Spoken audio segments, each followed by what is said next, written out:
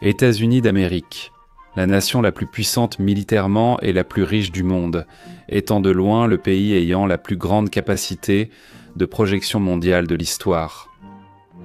Possédant une géopolitique unique et presque omniprésente qui s'étend à chaque coin de la planète, les États-Unis restent ainsi le pays le plus puissant et influent du monde. Dans cette vidéo, nous explorons à nouveau les aspects géopolitiques des États-Unis. Mais avant cela, n'oubliez pas de soutenir la chaîne en vous abonnant et en partageant la vidéo avec tous ceux que vous connaissez. Votre aide est essentielle pour que je puisse continuer à apporter du contenu sur la géopolitique, l'histoire, le crime organisé et la sécurité. Je m'appelle Géopolitique Mondiale et voici Géopolitique Mondiale.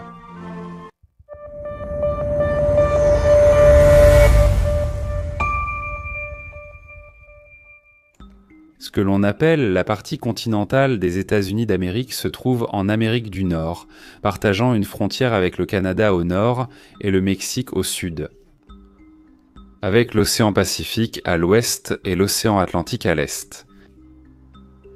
Cependant, il y a aussi l'Alaska dans la région du cercle arctique et au centre de l'océan Pacifique, l'archipel d'Hawaï.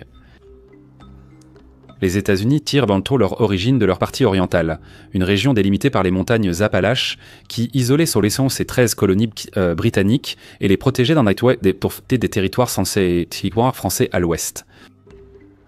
Après leur indépendance en 1776, les 13 colonies signèrent un accord avec l'Empire britannique, qui, en plus de reconnaître leur indépendance, recevrait également des territoires situés entre les Grands Lacs, les montagnes Appalaches et les rivières Ohio et Mississippi.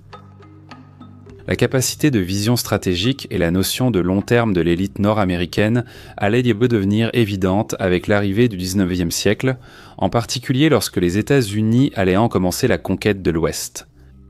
Commencé en 1803 avec l'achat des territoires de la Louisiane qui appartenaient aux Français dans la partie centrale du continent.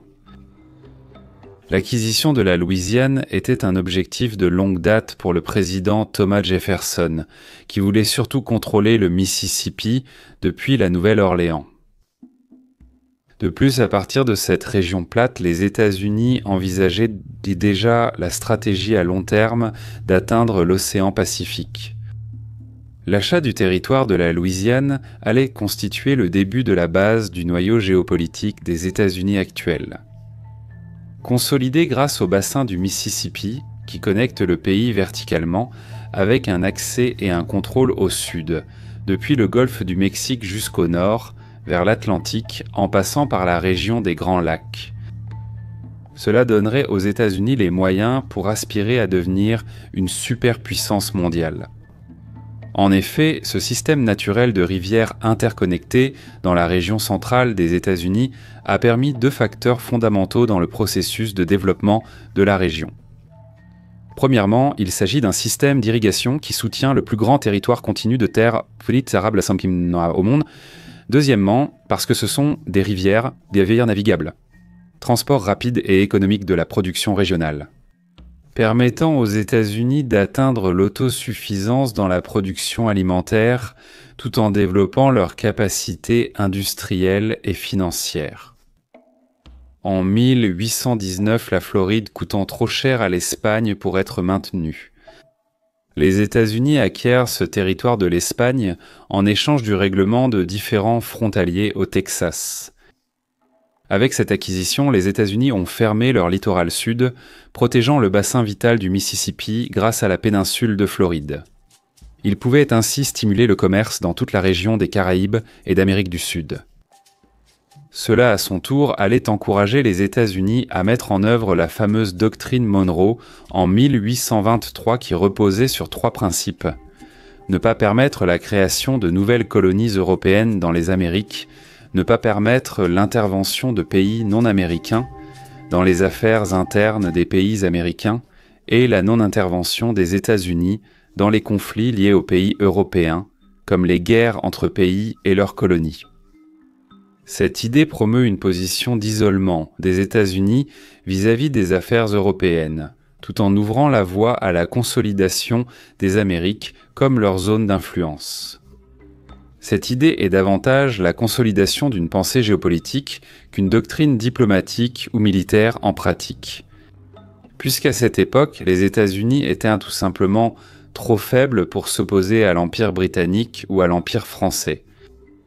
Dans tous les cas, il sera clair que l'acteur principal du continent américain était les États-Unis, ne rivalisant que dans une certaine mesure avec l'Empire du Brésil et l'Empire du Mexique. Pour certains, ce représentant constituerait un risque direct au sud des États-Unis. C'est pour cette raison que Washington allait soutenir l'indépendance du Texas en 1836, garantissant que le territoire texan devienne un État tampon contre d'éventuelles agressions mexicaines qui pourraient mettre en danger le noyau géopolitique des États-Unis, à partir du bassin du Mississippi.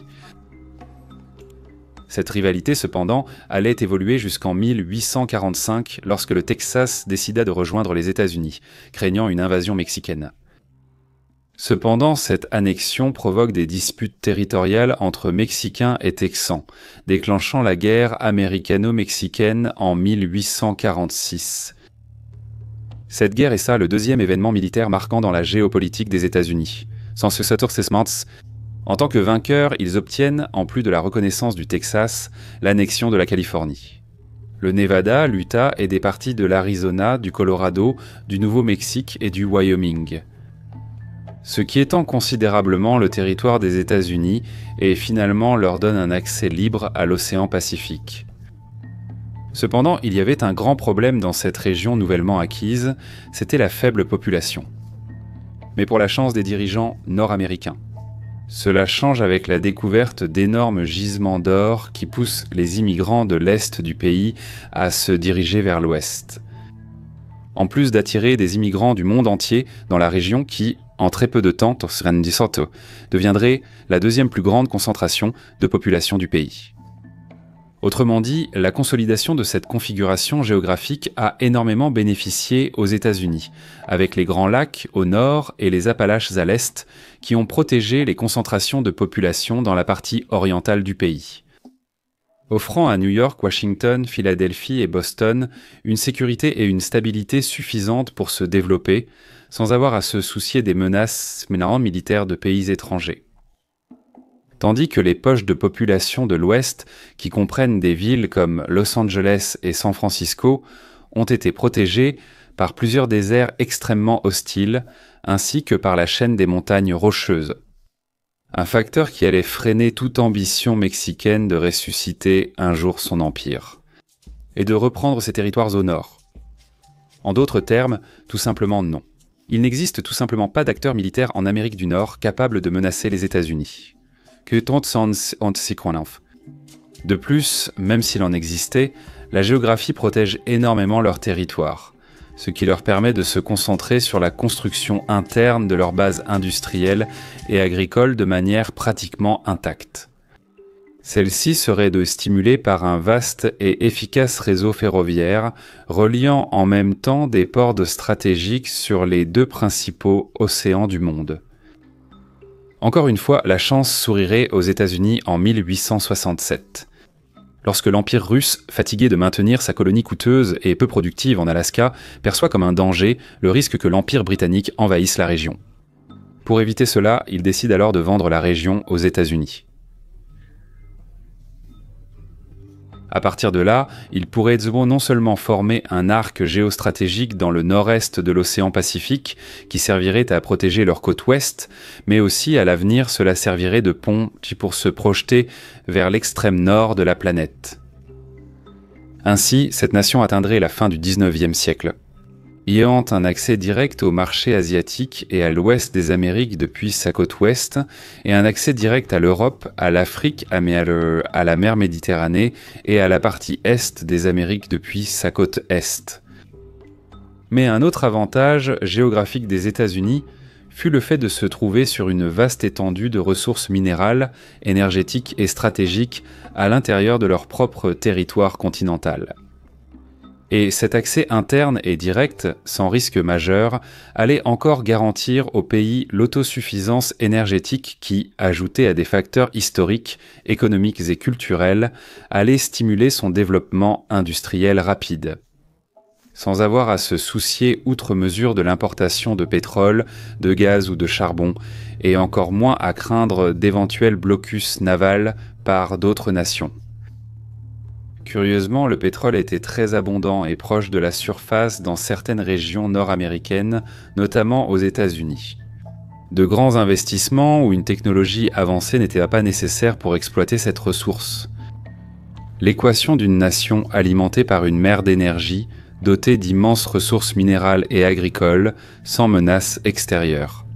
Avec une culture de recherches approfondies en développement technologique et un État partenaire de grands capitalistes ambitieux, il ne pouvait y avoir d'autre résultat que celui d'une nation extrêmement puissante. À la fin du XIXe siècle, dans les années 1890, une puissance allait surpasser l'Empire britannique en production industrielle. Et en 1898, les États-Unis montrent clairement que l'ordre mondial eurocentrique touchait enfin à sa fin avec deux actions importantes. Premièrement, avec l'annexion du lointain territoire d'Hawaï, qui servira de principale base de la marine américaine dans le Pacifique, projetant ainsi directement la puissance du pays en Asie.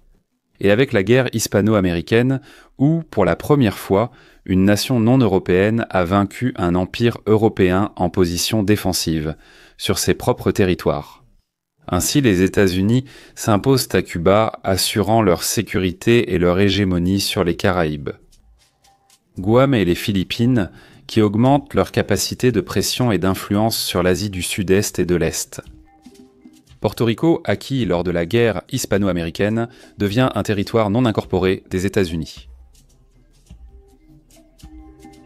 Ainsi, à partir de Guantanamo, à Cuba et de Porto Rico, les forces navales américaines acquièrent une structure et une capacité opérationnelle suffisantes pour refuser l'accès à la région des Caraïbes à d'autres forces non américaines ou hostiles aux États-Unis, formant ainsi un puissant arc défensif allant de la Floride au Panama, en passant par les Caraïbes, qui protège le noyau géopolitique des États-Unis, tout en leur donnant la capacité bio-océanique unique que possède le pays, ce qui en fait en réalité une superpuissance mondiale.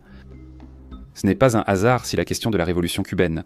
Des décennies plus tard, cela est resté un sujet extrêmement sensible pour la politique étrangère des États-Unis, surtout avec le rapprochement de Cuba avec l'Union soviétique. Et ce n'est pas un hasard si les États-Unis maintiennent à l'extrême est de l'île la base de Guantanamo. Cependant, le véritable point de projection de la capacité des États-Unis se manifeste réellement avec la construction du canal de Panama, en 1913, donnant à la marine des États-Unis une capacité de mobilité unique dans l'histoire du monde. Grâce à la construction du canal de Panama, le temps de déplacement naval a été réduit d'au moins 90%. Avec la possibilité de mobiliser à la fois sa marine marchande et sa marine militaire entre l'océan Atlantique et l'océan Pacifique, à partir de l'isthme d'Amérique centrale, sans avoir à passer par le passage de Drake au sud du Chili et de l'Argentine, par le cap de Bonne-Espérance en Afrique du Sud, ou encore par le canal de Suez en Égypte. Cette configuration unique fait des États-Unis le seul pays au monde dont le noyau géopolitique se trouve partiellement en dehors de son propre territoire. Consolidé par le bassin du Mississippi, le golfe du Mexique, les Caraïbes et le canal de Panama. Ainsi, on remarque que le fleuve Mississippi coule pratiquement de façon verticale, reliant le golfe du Mexique au sud au Grand Lac. Au nord, d'où il est possible par de grands et larges fleuves d'atteindre l'Atlantique Nord. Les États-Unis forment une sorte d'accès à l'océan Atlantique, ce qui permet également d'atteindre l'océan Pacifique, au sud, par le canal de Panama. Ce fait garantit aux États-Unis d'avoir une marine extrêmement agile et flexible, qu'elle soit marchande ou militaire. Et que, en raison de cette distance côtière extrêmement longue, cela fait que toute nation qui tenterait éventuellement de bloquer les États-Unis devrait avoir une marine suffisamment grande pour bloquer de nombreux points d'accès simultanément. Quelque chose qui, jusqu'à aujourd'hui, n'est tout simplement jamais arrivé. Sur cette base, la structure de la pensée géopolitique des États-Unis, ainsi que leur planification géostratégique. C'est pratiquement la même chose que celle de l'Empire britannique, ne changeant que par son degré de projection. Ce n'était pas un hasard, mais résulte de deux facteurs précis. Tout d'abord, évidemment, comme les États-Unis faisaient en partie de l'Empire britannique, ils ont hérité directement de sa culture et de sa façon de penser. Et deuxièmement, leur isolement géographique est, dans une certaine mesure, équivalent à celui des îles britanniques, mais à une échelle bien plus grande. C'est-à-dire que, tout comme les Anglais ont utilisé leur éloignement géographique pour avoir une géostratégie rapide et précise. Pour profiter des divisions internes des États européens, les États-Unis font de même, mais à une échelle mondiale. Leur orientation géopolitique est en partie influencée par Mackinder, dont j'ai déjà expliqué la théorie ici, et je mettrai la vidéo en description. Elle sera également basée sur une adaptation alternative et plus approfondie de la pensée de Mackinder, qui a été proposée par Alfred Thayer Mahan. Ce qui signifie que la ligne géopolitique des États-Unis tirera avantage de leur isolement. En n'ayant pas à se soucier de la nécessité de dépenser des ressources pour la défense terrestre, les États-Unis peuvent alors concentrer leurs forces sur la capacité navale afin de se focaliser sur l'extérieur. Pour ensuite projeter ponctuellement leur puissance grâce à une marine puissante à travers l'Eurasie et l'Afrique, en tirant avantage des rivalités internes des pays de ces continents, en choisissant des alliés selon leurs convenances et leurs besoins. Donc malgré la rhétorique pro-libéralisme et pro-démocratie. Cette stratégie de sélection des alliés selon les besoins du moment fait que les États unissent n'ayant aucun problème à soutenir des dictatures si cela est nécessaire pour faire face à d'autres États rivaux. Ainsi, même si leur doctrine diplomatique et leur rhétorique sont fondées sur l'expansion idéaliste de la démocratie, visant ainsi un monde potentiellement plus stable. D'un autre côté, ponctuellement, il n'y a aucun problème pour Washington à adopter ce pragmatisme géopolitique dans le cas de l'Eurasie et de l'Afrique. En particulier, pour éviter qu'une seule force ou qu'un bloc unique ne se consolide dans la région du soi-disant cœur continental, à travers trois axes géostratégiques principaux. Dans le premier, en garantissant son influence sur l'Europe sous la forme de l'OTAN. Cela empêche tout acteur européen de devenir trop puissant, au point de contester ou de défier le leadership des États-Unis dans la région. Dans le second, en encourageant les divisions et les hostilités au Moyen-Orient, et dans le troisième, en Asie de l'Est et du Sud-Est. En s'associant avec des pays locaux à orientation, également navale, qui peuvent servir de plateforme pour que les États-Unis puissent faire pression ou bloquer l'ascension des puissances continentales asiatiques. Dans le cas des Amériques, considérées comme leur zone d'influence naturelle depuis l'établissement de la doctrine morale déjà mentionnée. Des dirigeants peu ambitieux, désorganisés ou corrompus facilitent la projection des États-Unis, qui reste incontestée sans nécessiter un grand effort dans la région. Cette caractéristique unique dans l'histoire d'autosuffisance interne pour la plupart de ses besoins. Un accès simultané aux deux plus grands et importants océans du monde est isolé par la Terre de toute menace à leur sécurité. Elles offrent aux États-Unis les conditions d'être le seul pays au monde à avoir la liberté de choisir quelle guerre ils vont mener, ainsi que quand et comment ils vont les mener. Un avantage extrêmement absurde dans un contexte mondial. Cependant, en conséquence de cette présence mondiale, vient le prix élevé de devoir maintenir en permanence une grande force militaire et de devoir construire soigneusement des alliances stratégiques.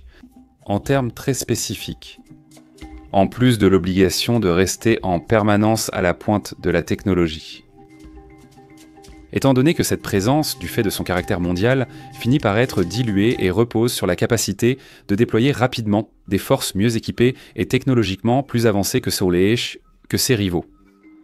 Autrement dit, la perte du leadership technologique pourrait éventuellement signifier que de nouveaux acteurs plus puissants émergeraient à des points spécifiques du globe, capables de défier régionalement cette puissance diluée des États-Unis. Ces dernières années, de nombreux auteurs ont souligné que, progressivement, le centre de gravité économique mondial s'est éloigné de l'Atlantique Nord pour se diriger vers l'Asie. Cela pourrait représenter un éventuel déclin occidental. Cependant, même si l'axe économique se déplace vers l'Asie, cela ne signifiera pas nécessairement un déclin occidental, mais plutôt un déclin européen. Puisque les États-Unis continueront d'avoir un accès direct et une prédominance sur l'océan Pacifique et, par conséquent, sur l'Asie de l'Est et du Sud-Est. Les défis nord-américains sont nombreux. Mais sa géographie, ajoutée à une doctrine géopolitique efficace, permet encore aux États-Unis de disposer de suffisamment d'énergie politique pour maintenir leur leadership. À moins que, finalement, leurs dirigeants ne parviennent pas à gérer ces aspects de manière efficace et commettent à plusieurs reprises une série grave d'erreurs dans leur politique étrangère et intérieure. Merci à tous, j'espère que cela vous a plu et n'oubliez pas de vous abonner à la chaîne, de laisser vos commentaires sous la vidéo et de la partager avec tous ceux que vous connaissez. C'est ainsi que je pourrai continuer à vous proposer du contenu sur le renseignement, la géopolitique, l'histoire et la sécurité. Amicalement et à la prochaine.